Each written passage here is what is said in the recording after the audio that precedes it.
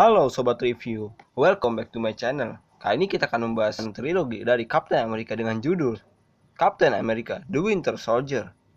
Film yang dirilis pada tahun 2014 ini juga diperankan oleh beberapa aktor seperti Chris Evans sebagai Steve Rogers alias Captain America, Anthony Mackie sebagai Sam Wilson alias The Falcon, Samuel L. Jackson sebagai Nick Fury, Scarlett Johansson sebagai Natasha Romanoff alias Black Widow, Hayley Atwell sebagai Peggy Carter, Robert Redford sebagai Alexander Pierce, Cobie Smulders sebagai Maria Hill, Frank Grillo sebagai Brock Ramlow, Maximiliano Hernandez sebagai Jasper Sitwell, Emily Van Camp sebagai Kate alias Agent 13, dan Toby Jones sebagai Dr. Anizola, dan masih banyak aktor penting lainnya. Sebelum ke pembahasan, kita kasih spoiler warning terlebih dahulu untuk yang belum pernah menonton film ini.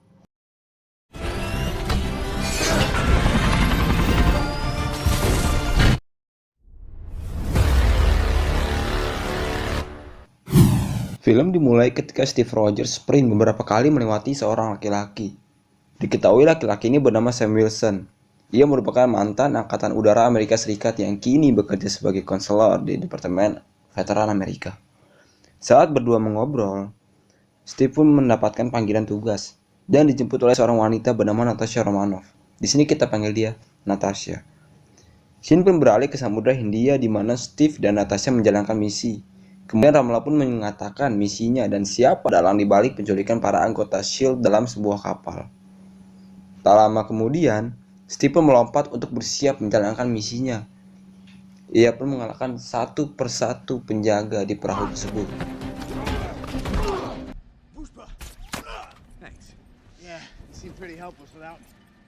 Di tempat lain, pemimpin para penculik yaitu Batroc pun menjelaskan bahwa kapal ini akan berangkat jika uang tebusan datang. Saat sedang menunggu uang tebusan, tiba-tiba terjadilah pertarungan antara Steve dan Batroc. Batroc pun menjelaskan jika Steve lemah tanpa perisai itu.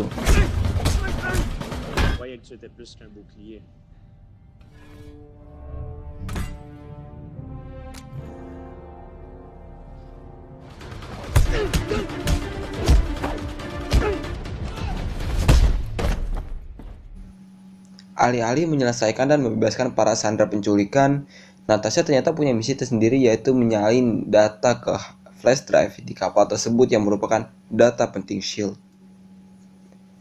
Kemudian scene pun beralih saat Steve berbicara mengenai misi pribadi Natasha kepada Fury. Ia benar-benar tidak suka hal tersebut, karena ia yang memimpin misi tersebut, akan tetapi salah satu anggotanya mempunyai misi pribadi. Kemudian Fury pun mengalihkan topik pembicaraan dengan mengajak Steve untuk melihat proyek Insight yang sangat penting dan menghentikan ancaman bahkan sebelum terjadi. Akan tetapi, ia berkebalikan dengan Fury. Ia tidak menyukai hal tersebut karena akan mendatangkan ketakutan. Kemudian ia pun pergi. Kemudian Steve pun pergi ke Smithsonian yang merupakan museum bersejarah, yaitu perjuangan Captain America bersama pasukannya saat melawan Nazi. Melihat dokumenter tentang dirinya, dan menatap foto sahabatnya, yaitu Bucky Barnes. Ia pun berkunjung ke rumah Peggy Carter yang sudah menua. Mereka pun saling berbagi kisah dan Peggy itu ternyata salah satu pendiri dari S.H.I.E.L.D. Dan itulah yang menjadi alasan kuat mengapa ia tetap berada di S.H.I.E.L.D. sampai saat ini. Setelah obrolan yang cukup panjang, akhirnya di sini kita tahu bahwa Peggy mengidap penyakit amnesia.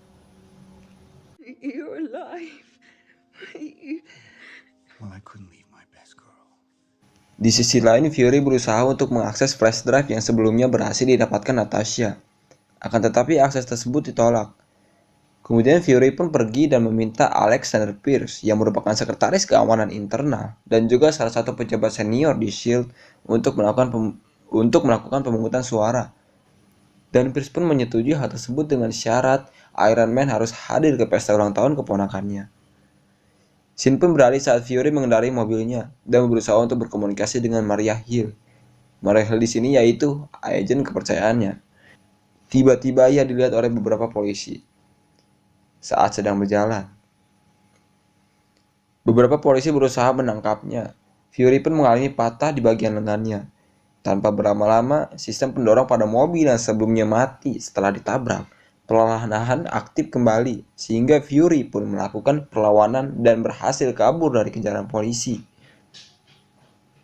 Tanpa diduga, ada laki-laki misterius yang menggunakan penutup wajah dan kacamata hitam berhasil melukai Fury dan membuat mobilnya terbalik. Saat laki-laki misterius itu mendekati mobil, ternyata Fury sudah kabur. Scene pun beralih saat Steve sampai di apartemennya. Ia pun bertemu Cat dan juga menawarkan untuk meminjamkan mesin cuci dengan bayaran secangkir kopi. Kemudian Cat pun pergi dengan berbicara pada Steve. Karena Steve bingung, Steve berusaha untuk masuk perlahan-lahan dan dengan hati-hati. Ia pun melihat ada seseorang di dalam apartemennya. Dan ternyata ia adalah Nick Fury. Fury pun menjelaskan pada Steve jika Shield telah disusupi. Dan yang terjadi,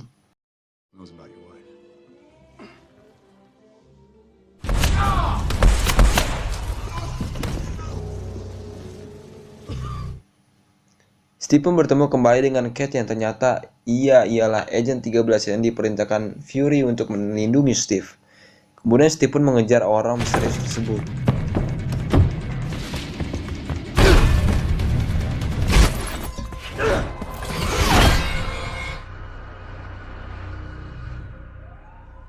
Tak lama kemudian, Fury pun dibawa ke rumah sakit.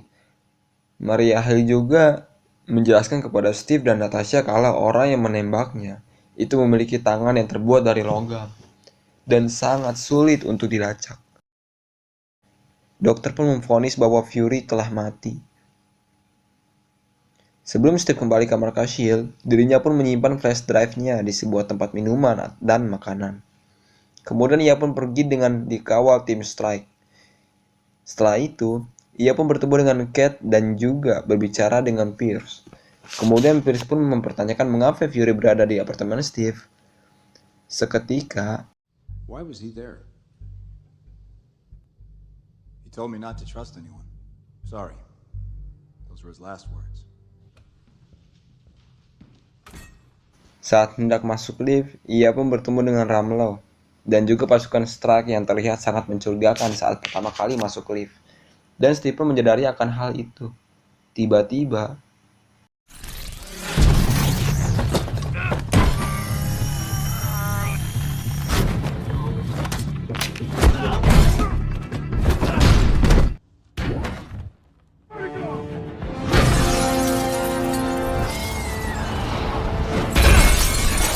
akhirnya Steve pun berhasil kabur menggunakan motornya setelah mengalahkan pesawat milik Shield.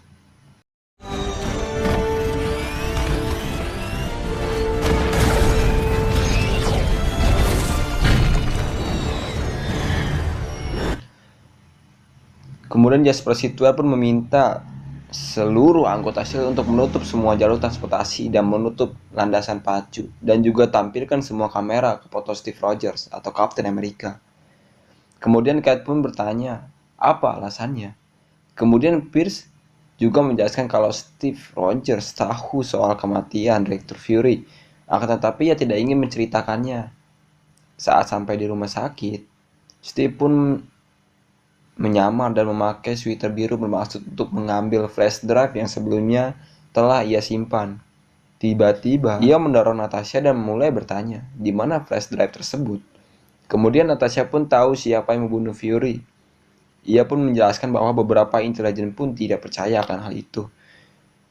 Dan orang menyebutnya Winter Soldier. Dia pelaku lebih dari 2 lusin pembunuhan selama 50 tahun terakhir. Seketika, Somebody shot out my tires near Odessa. Soviet slug, no rifling. Kemudian Natasha pun mengembalikan flash drive-nya. Kemudian Pierce pun membahas perihal kematian Fury dan pengkhianatan Captain America, dan alasan Fury melakukan pembajakan kapal milik SHIELD ialah untuk memaksa Dewan Keamanan Dunia untuk menunda Project Insight. Scene pun beralih saat Steve dan Natasha mengunjungi sebuah mall untuk membaca isi drive yang telah diberikan Fury sebelumnya. Dan ternyata isi flash drive tersebut merupakan drive level 6 yang dimana jika drive aktif, SHIELD dan juga pasukan Strike akan tahu lokasi mereka. Waktu mereka hanya 9 menit setelah drive aktif. Ramlo dan juga beberapa pasukan strike pun sudah tiba di mall tersebut. Rupanya isi flash drive tersebut hanya menunjukkan sebuah tempat di New Jersey, yaitu Wheaton NJ, yang dimana Steve pernah ke tempat tersebut sebelumnya. Kemudian Steve dan Natasha berusaha meninggalkan mall tersebut dengan melakukan penyamaran. Dan yang terjadi... Kiss me. What? Public displays of affection make people very...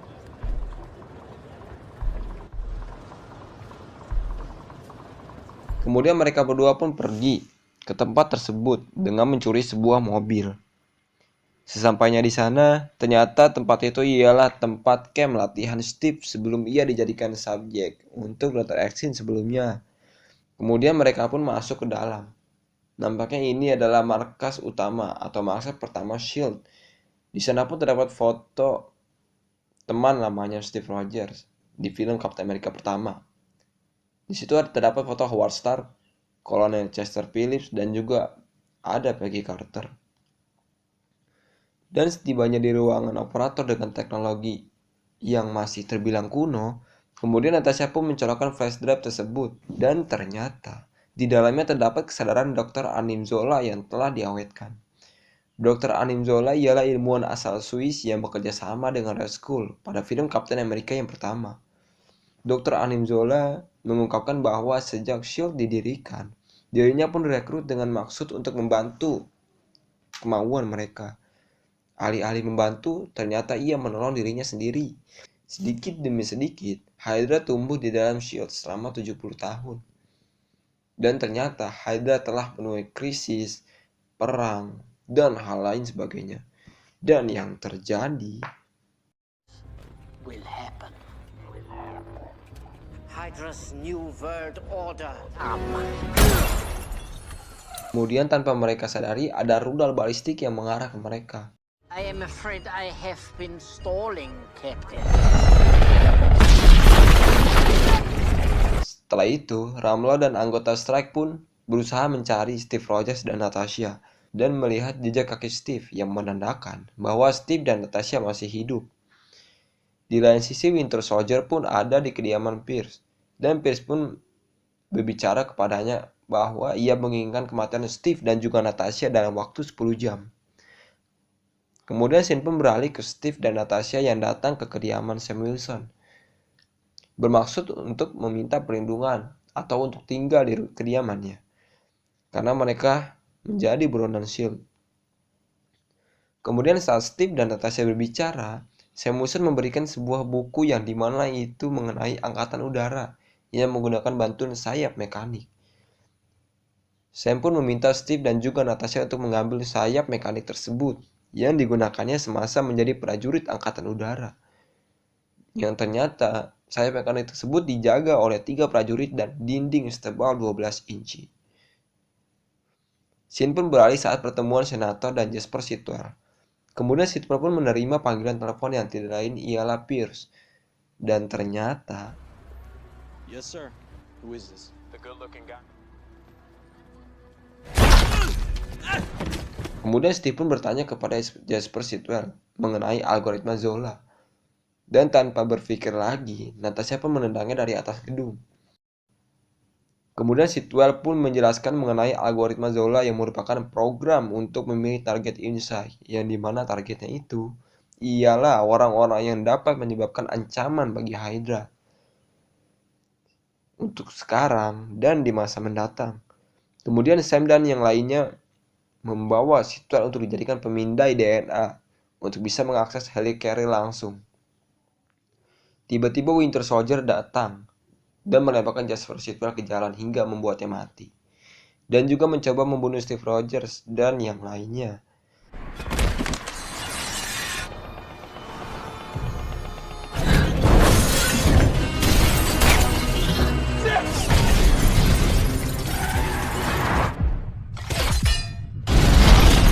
Saat Natasha berusaha melakukan perlawanan, dia pun tertembak oleh Winter Soldier. Akhirnya Steve datang tepat waktu dan bertarung dengan Winter Soldier sehingga bisa menyelamatkan Natasha. Dan tanpa sengaja, saat melaksanakan pertarungan itu, saat bertarung itu, ia pun membuka penutup wajahnya. Dan ternyata Winter Soldier itu ialah Bucky Barnes yang tak lain adalah sahabat Steve di Captain America yang pertama yang telah divonis tewas karena terjatuh di jurang. Steve hanya bisa terdiam dan tidak dapat berbuat apa-apa. Steve dan yang lainnya pun dibawa ke Strike menuju markas. Dan ternyata salah satu prajurit Strike ialah Maria Hill. Ia pun menyamar untuk bisa menyelamatkan Steve Rogers dan kawan-kawan. Kemudian Maria Hill pun membawa mereka pergi ke markas tersembunyi. Dan plot twist, ternyata Nick Fury masih hidup. Ia sengaja memasukkan kematiannya agar anggota S.H.I.E.L.D. atau Pierce tidak mengganggu dirinya. Sekaligus merencanakan untuk menjatuhkan Pierce dan anggota lainnya. Di sisi lain, Bucky mengingat masa-masa saat dirinya berperang saat Perang Dunia II dan membantu Captain America untuk melawan tentara Nazi kala itu. Karena sadar bahwa Bucky mulai mengingat semuanya, maka Pierce pun meminta anak buahnya untuk menghapus semua ingatannya.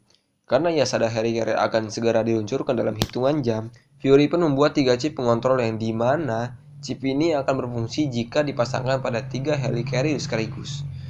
Jika tidak terpasang ketiganya, maka Helicarrier akan membunuh seluruh orang yang ada di dunia dalam satu kali serangan.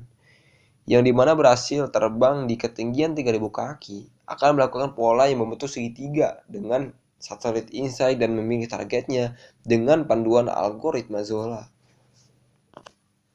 Kemudian Fury menunjuk Steve untuk memimpin misi ini, untuk membuat tim sekaligus mengalihkan dan menghancurkan beberapa anggota yang membelot terhadap S.H.I.E.L.D. Sementara itu, Helicarrier pun siap untuk diluncurkan. Alexander Pierce dan beberapa Dewan Keamanan Dunia pun diberikan chip olehnya di masing-masing dari mereka. Dan scene pun beralih ke Steve, Sam, dan Maria Hill pun berhasil mengambil alih dan juga menguasai ruangan operator. Dan berbicara melalui mikrofon ke seluruh gedung sekalian bahwa S.H.I.E.L.D. telah disusupi dan diambil alih oleh Hydra, yang dimana pemimpinnya adalah Alexander Pierce dan juga tim Strike dengan Project Insight-nya untuk menghancurkan dunia. Scene pun beralih ke tim Strike yang dipimpin oleh Ramlo, berusaha untuk mengambil alih ruang kontrol Project Insight dengan tujuan supaya Helicarrier ini segera dioperasikan, dengan menyuruh salah satu operator tersebut untuk mengoperasikannya. Operator pun menolak. Ramlo pun mengancam akan menembaknya. Dan untungnya di situ ada Kate yang dimana ia pun menodong pistol kepada Ramlo. Namun sialnya, ternyata Ramlo berhasil mengoperasikan Helicarrier tersebut dan ia pun kabur. Steve dan juga Sam pun langsung melancarkan aksinya ketika melihat Helicarrier berhasil diluncurkan. Mereka pun berusaha mengganti chip pengontrol dengan yang dibuat Fury sebelumnya. Sementara salah satu anggota Strike, yaitu Jack Rollins, berhasil menyandra satu persatu Dewan Keamanan Dunia bersama anggota Strike lainnya. Untungnya, Natasha yang sebelumnya menyamar sebagai salah satu Dewan Keamanan Dunia, berhasil melumpuhkan satu persatu anggota Strike.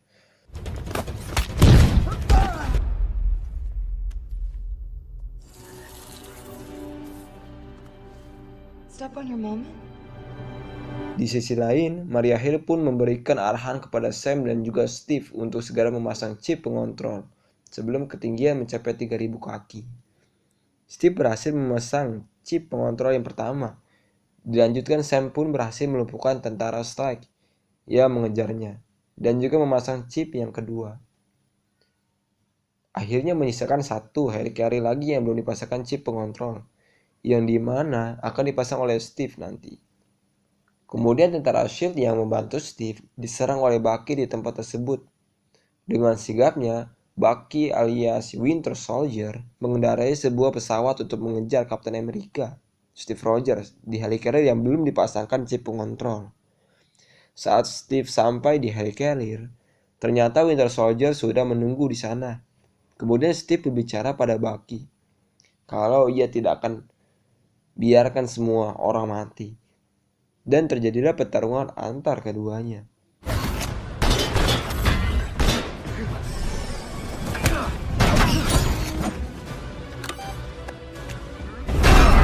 Kemudian scene pun beralih di gedung yang terdapat perkelahian antara Natasha dan Strike.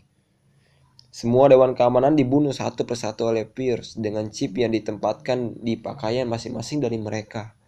Kemudian, saat Ramlo hendak masuk, Sam berusaha menghadangnya. Dan terjadilah pertarungan di sana. Sam pun beralih pada pertarungan Steve dan Bucky. Dengan beberapa waktu yang tersisa, akhirnya Steve pun berhasil memasang chip tersebut.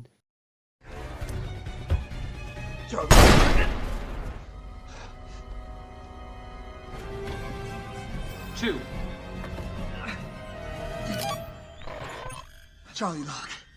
Where are the targets? Akhirnya, Helicarrier pun ditargetkan untuk saling menghancurkan oleh Maria Hill. Dan ternyata, akhirnya Helicarrier pun hancur.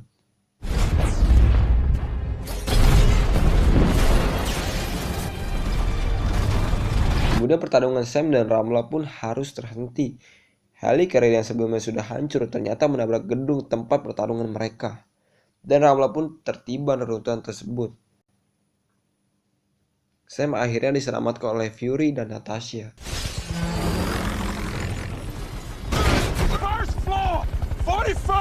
Shin pun beralih ke pertarungan Steve dan Bucky. Anehnya Steve tidak melakukan perlawanan sedikit pun kepadanya. Steve juga berbicara pada Bucky. Yang terjadi, I'm not gonna fight you. You're my friend. Because I'm with you to the end of the line. Bucky pun membawa Steve yang pingsan ke tepi dan meninggalkannya. Singkat cerita, Steve dirawat di rumah sakit yang juga ditemani oleh Sam. Dan di sisi lain, juga ada Kate yang diterima masuk ke CIA. Dan juga ada Maria Hill yang juga mendapatkan pekerjaan baru di Stark Industries. Dan tak lama kemudian, Tuan Senator pun ditangkap oleh FBI. Dan juga ada Ramlo yang kondisinya kritis pasca tertiban reruntuhan gedung. Simpel beralih saat ada seseorang yang menyimpan sebuah barang atau dokumen. Dan ternyata orang itu adalah Night Fury. Dan juga Natasha yang melakukan konferensi pers bersama Departemen Pertahanan Amerika Serikat. Dan juga menjelaskan kalau dunia rentan. Dan mereka butuh orang seperti Natasha, Steve, dan yang lainnya sebagai penjaga perdamaian. Setelah itu, Natasha pun pergi. Di sisi lain, Fury pun membakar semua dokumen miliknya. Kemudian ia pun pergi ke makam dirinya. Dan ia pun bertemu dengan Steve dan Sam. Fury pun bilang kalau masih banyak anggota Hydra yang berkeliaran. Dan kemudian ia pun pergi ke Eropa. Setelah itu, ia pun pergi. Tak lama kemudian, Natasha pun datang dan memberikan dokumen. Dan juga Natasha meminta Steve untuk menghubungi seorang perawat yang ternyata ia adalah Kate. Dan ternyata nama aslinya ialah Sharon. Dan yang terjadi, dan dokumen tersebut pun berisi data Bucky, yang kemudian Steve pun berusaha mencarinya, tapi Sam gak diajak. Bercanda. Sam diajak pastinya. Di mid credit scene di laboratorium Hydra, Baron Wolfgang von Strucker pun mengatakan zaman keajaiban telah dimulai ketika ia dan beberapa ilmuwan memiliki scatter. Scatter ini perlu diketahui yaitu scatter Loki yang memiliki energi. Dan mereka juga memiliki dua subjek uji coba yang dimana satunya memiliki kekuatan super atau kecepatan super. Dan satunya lagi memiliki kekuatan telekinesis. Dalam post credit scene, Bucky terlihat mengunjungi Smithsonian Institute yang dimana dirinya melihat sejarah tentangnya yang sebenarnya. Dan film pun tomat. Oke kawan-kawan, jadi seperti itu alur cerita dari Captain America The Winter Soldier. Alur dari Captain America The Winter Soldier ini sangatlah luar biasa, banyak plot twist dan keajaiban serta hal-hal yang tidak terduga oleh kita sebelumnya. Oke, sampai jumpa.